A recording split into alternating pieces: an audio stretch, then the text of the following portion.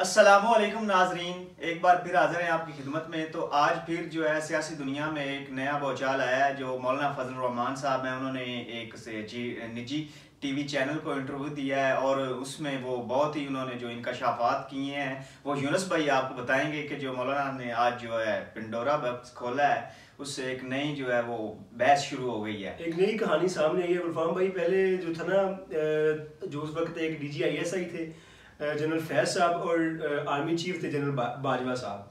अब ये था कि एक पार्टी जनरल बाजवा के लिए सॉफ्ट कॉर्नर रखती थी और एक पार्टी जनरल फैज के लिए सॉफ्ट कॉर्नर रखती थी, क्योंकि वो दोनों अपनी अपने तौर पे एक एक को मसीहा माने हुए थे। ठीक है कि जनरल फैज साहब जो थे वो PTI उनको मसीहा मानी हुई थी कि उन्होंने इमरान खान को बैठली बड़ा सपोर्ट किया और स्टिल नाउ वो सपोर्ट करते आ रहे हैं। और इसी तरह जो PDM थी, यानी PDM की गवर्नमेंट थी, वो ये समझ रही थी कि गवर्नमेंट में लाने वाले जो थे वो जनरल बाजवा थे। अब जो मौलाना फजल रहमान ने इंटरव्यू दिया है, उन्होंने कहा कि जनरल बाजवा ने हम सब को कहा और हम सबको लेके आए और जो अदम एतमाद की जो तहरीक थी उसके रूहे रवां जो थे वो जनरल बाजवा साहब थे। तो साथ उन्होंने ये भी इंकशाफ किया कि इसके साथ जो जनरल फैज थे वो भी इसी तहरीक में शामिल भी थे। तो अब जो PTI के लोग हैं वो शजदर रह गए कि यार हम तो इसको मसीहा बनाए हुए थे, लेकिन ये तो एक अलग। लेकिन इस पे जो सीनियर सहाफ़ी है ना, जो लोग पुराने जानते हैं एस्टेब्लिशमेंट को और इनके किरदार को, वो ये कह रहे हैं कि कभी भी कोई जनरल जो है ना, या जो कोई भी कोर कमांडर होगा, वो कभी भी अपनी डॉक्ट्राइन यानी अपने जो चीफ है उसकी पॉलिसी के खिलाफ नहीं जाता। तो ये बात तो एक यहाँ होगी कि उन्होंने जो भी गेम खेली थी उसमें एक मोहरा एक पार्टी को बनाया और एक मोहरा एक पार्टी को बनाया, मकसद दोनों का एक था। और इसके बाद जो आज बड़ी डेवलपमेंट हुई है वो ये हुई है कि खान साहब से असद कैसर साहब मिले हैं और असद कैसर और गौहर खान साहब की भी मुलाकात हुई है, लेकिन दोनों की जो कहानी है वो डिफरेंट है।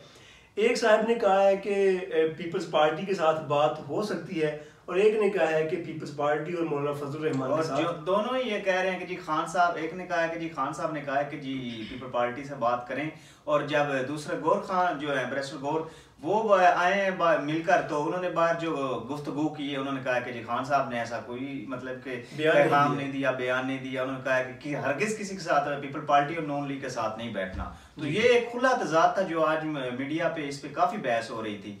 तो इसके साथ साथ जो है आज खान साहब ने वज़ीर-ए-आज़म पाकिस्तान के लिए भी एक नाम तजवीज़ किया है, और वो नाम इसलिए तजवीज़ किया है कि जो सारा सिनेरियो बना हुआ PTI के लिए उसकी राहें हमवार हों।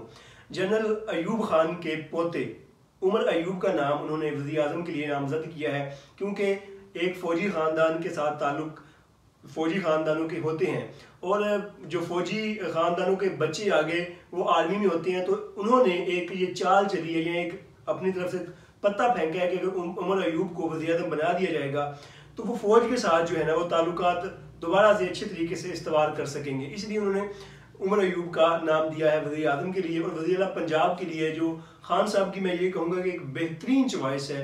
मियाँ असलम इकबाल एक वर्कर आदमी है और वाक़ई वो एक कॉम्पिटेंट आदमी है, उन्होंने एक अच्छा नाम दिया है वज़ीर पंजाब के लिए। जो बलोचिस्तान के वज़ीर आला के लिए उसकी कहानी उम्मीदवार का नाम सामने आया, वो क्या अजीब जो है ना मज़ाहिया सा, जैसे इसे कहते हैं कि एक अपना तरफ से रिकॉर्ड ही बना दिया PTI वालों ने। एक उनको सलाम है कि जी वो उम्मीदवार उन्होंने नामजद कर दिए हैं जिनको PTI ने खुद टिकट ही नहीं दिया और ना वो इलेक्शन लड़े हैं, ना वो जीते हैं, ना वो सूबाई असम्बली का हिस्सा है, ना जो सूबाई असम्बली बलोचिस्तान की बनने जा रही है उसके मेंबर होंगे। तो वो CM कैसे बन जाए? अब इस पर अभी तक उन्होंने कोई दोबारा वजाहत भी नहीं दी जी हमसे गलती से हो गया या जो भी है। तो उस सालार की बात तो नहीं हो रही जो निम्रा अहमद के नावल्स में होता है सालार? नहीं, ये सलार काकड़ साहब है काकड़ साहब कोई जिनकी ये बात हुई है।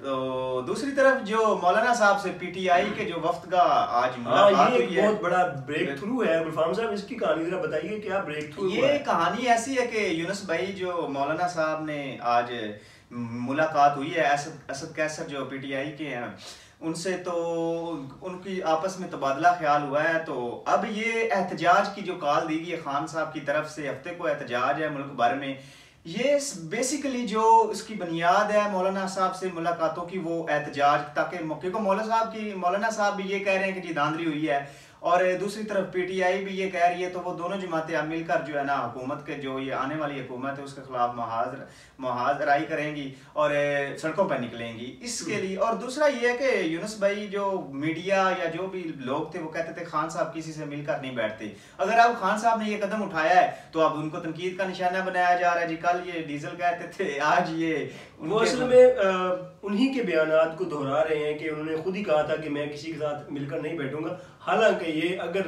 सोचा जाए मुल्क के लिए बेहतर है, मुल्क की तरक्की के लिए बेहतर है मिलकर बैठना, मिलकर चलाना, गवर्नमेंट चलाना, लेकिन वो असल में जो कह रहे हैं वो ये कह रहे हैं कि खान साहब खुद ही इनको बुरे बुरे अलकाबात से पुकारते थे और ये कहते थे मैं कभी इन चोरों के साथ नहीं बैठूंगा, कभी इन लुटेरों के साथ नहीं बैठूंगा। आज उन्होंने ये इस पे नजरसानी की है और ये एक अच्छा, मेरी तरफ से तो एक अच्छा यू टर्न है। अच्छा, दूसरी बात, मौलाना फजल रहमान के साथ बैठने की जो बड़ी वजह है वो वफाक की गवर्नमेंट को ना कंप्लाइंस करना नहीं है, वो केपीके की गवर्नमेंट को कंप्लाइंस करना है। और कुछ जो सीटें मतलब जैसा कि नेशनल असम्बली में वो अली अमीन गंडापुर की सीट खाली होगी, उसमें से वो सीट दी जाएगी और कुछ सीटें एडजस्टमेंट की जाएंगी जो धांधली के बाद, वोटों की गिनती के बाद वाज़ेह हो जाएंगे कि ये इसमें कुछ धांधली हुई है या कुछ कम ज़्यादा हुए हैं, वो छोड़कर जो है JUF को दे दी जाएंगी। और वफाक में क्योंकि अगर मौलाना फजल रहमान की पार्टी की जितनी सीटें हैं वो मिला भी जाएं, मिल भी जाएं, तब भी वफाकी गवर्नमेंट नहीं बनती। ठीक है, ये सिर्फ और सिर्फ KP के लिए एक अच्छा अलायंस बनाया गया है। अच्छा, जमात इस्लामी के हवाले से पहले जो अलायंस होना जा रहा था उसके हवाले से एक डेवलपमेंट ये है कि वो जमात को डराया गया कि आपका थोड़ा सा पहले ही नेटवर्क है, वो जो 2-3-4 सीटें आपकी मिलती हैं आपको 5 साल बाद वो भी नहीं मिलेंगी, उन्होंने फिर बैक फुट पे चले गए। जी, तो ये थी आज की सारी सूरत हाल। एंड पे आखिर पे यही बात कहना चाहूँगा कि अभी तक जो है वो सूरत हाल वाज़िया नहीं हुई कि कौन सी हुकूमत बनने जा रही है। पंजाबी की एक मिसाल दूंगा कि गरीबा रखे रोजे ते दिन लम्बे हो गए, वो जाबे अगर वाम ने मैंडेट दे दिता है, वाम निकली है, टर्नआउट ज्यादा सी ते सानू समझ नहीं आ रही हुकूमत केड़ी बन जा रही है, हले तक सूरत हाल वाज़िया नहीं। इसी के साथ इजाजत दीजिए, अल्लाह हाफिज।